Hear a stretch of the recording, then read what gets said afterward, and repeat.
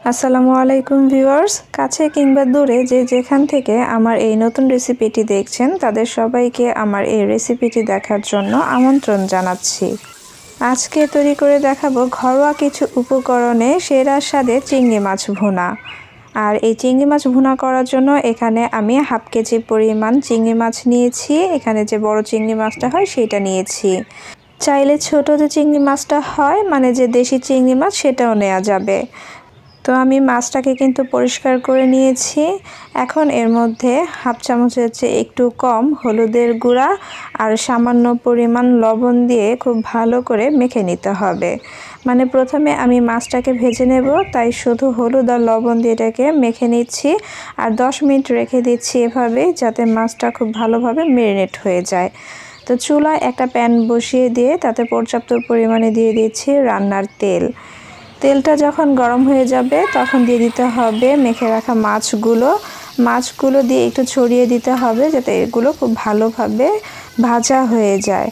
তো আমি এভাবে একটু ছড়িয়ে দিয়েছি আর 7 থেকে 8 মিনিট পরে এইটার এক পাশ উল্টিয়ে দেব ওই পাশ হওয়ার জন্য। মানে দুই পাশ উল্টিয়ে পাল্টিয়ে ভেজে নিতে হবে। আর প্রায় 8 থেকে 10 মিনিটের মতো সময় লাগে মাছগুলোকে ভেজে নেওয়ার জন্য। 10 মিনিট পরে কিন্তু আমি এগুলোকে উঠিয়ে নিচ্ছি। 10 মিনিটের মধ্যে এগুলো সুন্দরভাবে ভাজা হয়ে যাবে। আর ভাজার সময় চিংড়ি মাছের যে একটা ঘ্রাণ সেটা বের হয়ে আসবে। তো সেই একই কড়াইতে আমি দিয়ে দিচ্ছি আবারও 2 থেকে 3 টেবিল চামচ পরিমাণ রান্নার তেল। তেলটা গরম হলে দিয়ে দেব পেঁয়াজ কুচি। এখানে আমি একটু বেশি করে পেঁয়াজ কুচি নিয়েছি যেহেতু মাছটাকে ভুনা করব। প্রায় এখানে আমি মাঝারি সাইজের 3 থেকে 4টি পেঁয়াজ কুচি করে নিয়েছি। এখন এটাকে একটু ভেজে নিতে হবে। যখন প্রায় গোল্ডেন কালার হয়ে আসবে তখন এর মধ্যে অন্যান্য সব উপকরণগুলো দিয়ে দিতে হবে। প্রথমে দিয়ে দিচ্ছি আমি হাফ চামচ আদা বাটা আর সাথে দিয়ে দিচ্ছি 2 চামচ পরিমাণ রসুন আর পেঁয়াজ বাটা। এই চিংড়ি মাছ ভুনাতে অল্প পরিমাণে আদা রসুন বাটা দিতে হয়।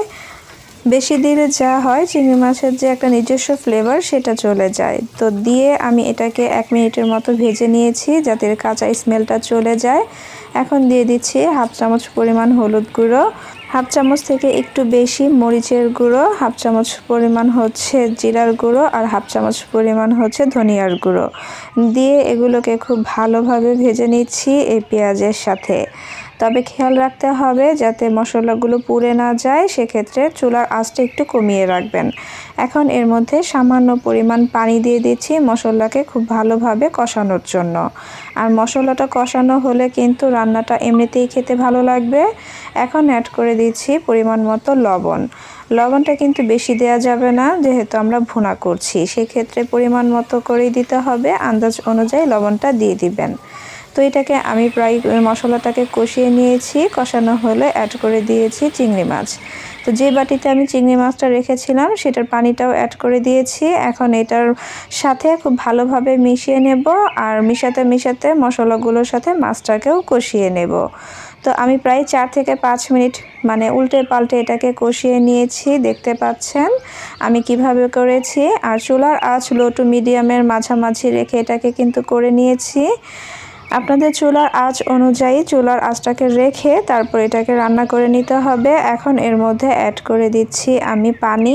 যেহেতু ভুনা করব তাই আমি এখানে অল্প পরিমাণে পানি দিয়েছি। আপনারা চাইলে একটু বাড়িয়েও দিতে পারেন, তবে সেটা আপনাদের রুচি অনুযায়ী দিবেন।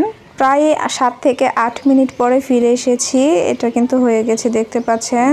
আর রান্না শেষে কালারটা খুব সুন্দর এসেছে, আমার কাছে অনেকটাই ভালো লেগেছে। এখন এই পর্যায়ে চুলাটাকে বন্ধ করে দিয়ে গরম গরম পরিবেশনের পালা।